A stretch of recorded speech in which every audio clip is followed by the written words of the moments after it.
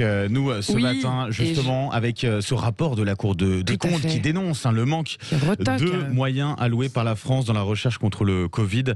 Notre invité, Judith, ce matin, c'est Jean-François Saluzzo, qui est virologue et expert en virologie auprès de l'Organisation mondiale de la santé. Bonjour. Bonjour Jean-François Saluzzo, merci d'être avec nous ce matin sur Sud Radio. Alors, je vais citer les mots employés par ce rapport de la Cour des comptes: financement nettement en retrait, défaut structurel, absence de chef de file, impréparation à la prise de risque. Ce sont des mots très durs. Ces conclusions, elles vous étonnent finalement ? D'abord, écoutez, les chiffres que donne la Cour des comptes sont très clairs. Les investissements ont été très faibles par rapport à d'autres pays. Alors, ça ne m'étonne pas du tout. On peut les donner d'ailleurs. On peut les donner, justement, ces chiffres-là. 530 millions d'euros consacrés en France à la recherche contre le Covid.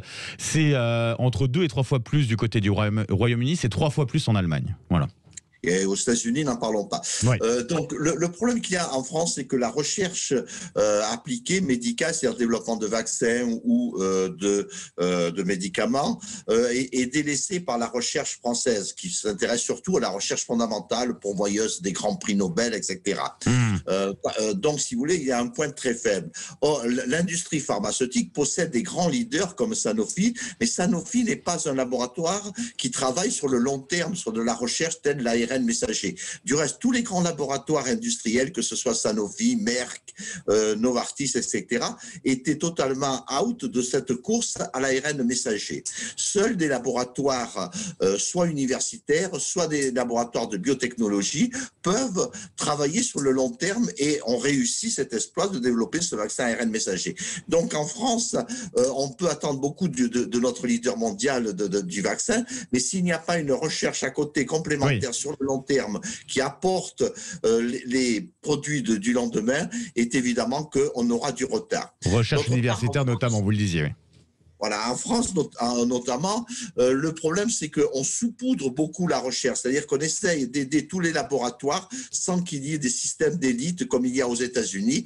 Quand vous allez à Boston, 60% des recherches biotechnologiques sont localisées à Boston avec des échanges incroyables. Les gens changent de laboratoire, ils ont une idée, elle n'est pas acceptée dans un laboratoire, ils démissionnent, ils vont dans un autre et le projet se met en marche. Et puis aux États-Unis, ils ont créé un organisme qui s'appelle le BARDA. La BARDA avait été créé en 2007 à la suite de l'épidémie de grippe.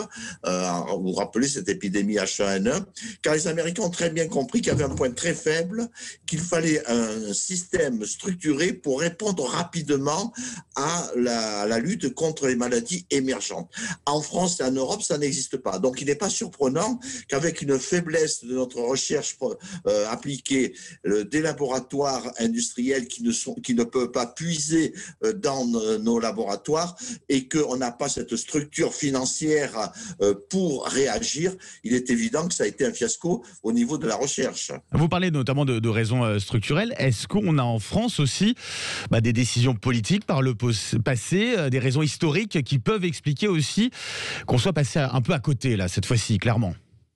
Alors, on connaît l'histoire de la désindustrialisation, mais on connaît également l'histoire des stratégies de faire baisser le coût et de faire baisser le trou de la Sécu. Mais aussi, il y a un problème stratégique, effectivement, c'est qu'en France, comme en Europe du reste, on n'a pas pris conscience réellement du problème des maladies émergentes.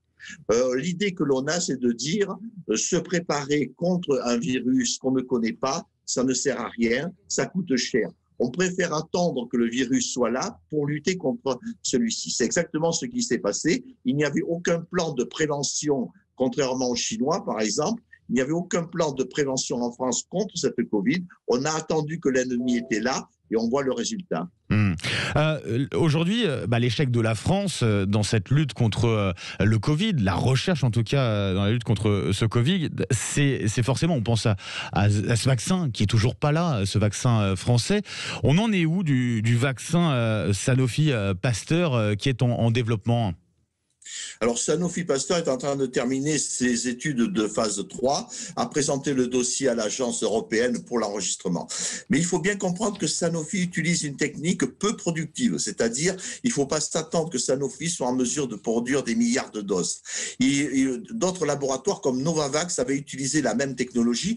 Vous vous rappelez que Novavax avait annoncé qu'ils allaient inonder le monde de leur vaccin et on n'a toujours pas leur vaccin. Ouais. Donc Sanofi va être un apport intéressant, notamment en France, pour les personnes qui sont encore récalcitrantes en disant « j'attends le vaccin Sanofi, j'attends un vaccin conventionnel », ça sera un apport considérable. Mais par contre, il ne faut pas s'attendre avec Sanofi de la production équivalente en milliards de doses que le font Pfizer ou Moderna. On a compris, il y a des questions qui se posent. Alors, ce n'est pas qu'une question de financement, ça on vous entend sur cette recherche dans la lutte contre le Covid, notamment pour ce qui nous concerne aujourd'hui. Comment on peut réorganiser ce système pour qu'il soit plus efficient à l'avenir ?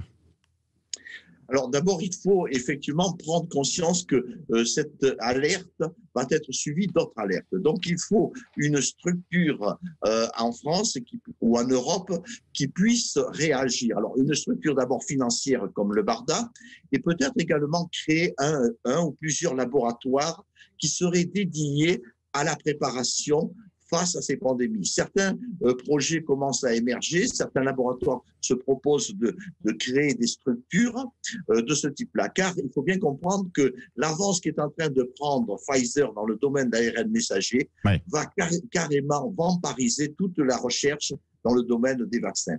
Donc on a un énorme retard.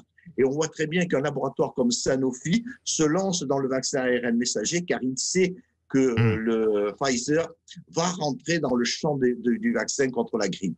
Et Sanofi, par exemple, qui fait près de 2,5 milliards de chiffre d'affaires sur la grippe, a tout intérêt d'être présent sur ce domaine-là, car les vaccins ARN messagers sont rapides à produire, utiliseront des souches actualisées, et donc là, pour Sanofi, il y a évidemment un combat très important, ainsi que pour d'autres laboratoires comme le GSK. Donc, le problème, c'est qu'il y a un risque de domination totale des vaccins ARN messagers et il est temps de réagir. Autre question, autre sujet, Jean-François Saluzzo, celui de la vaccination des plus jeunes. C'est un sujet sensible, on l'a pu le voir avec les propos de Jean-Michel Blanquer. Ils sont revenus sur ce qu'ils avaient annoncé. Vous qui êtes expert auprès de l'OMS, l'Organisation mondiale de la santé, appelle à ne pas vacciner les populations les plus jeunes dans les pays riches et de faire don de leur surplus de doses aux pays pauvres. Selon vous, est-ce que c'est aujourd'hui le meilleur moyen de lutter contre cette épidémie qui est mondiale ? On le rappelle, bien sûr. Alors disons que c'est très complexe parce que ce qu'on donne dans les pays pauvres, encore faudrait-il qu'ils aient les moyens de vacciner. Vous comprenez très bien, si vous envoyez du vaccin Pfizer au Burkina Faso, ils n'auront pas les moyens de faire des campagnes de vaccination. Maintenant, ce vaccin à moins 70 degrés. Donc il faut être très prudent. Il y a un effet d'annonce très important, mais il faut bien comprendre que tout ceci est très marginal.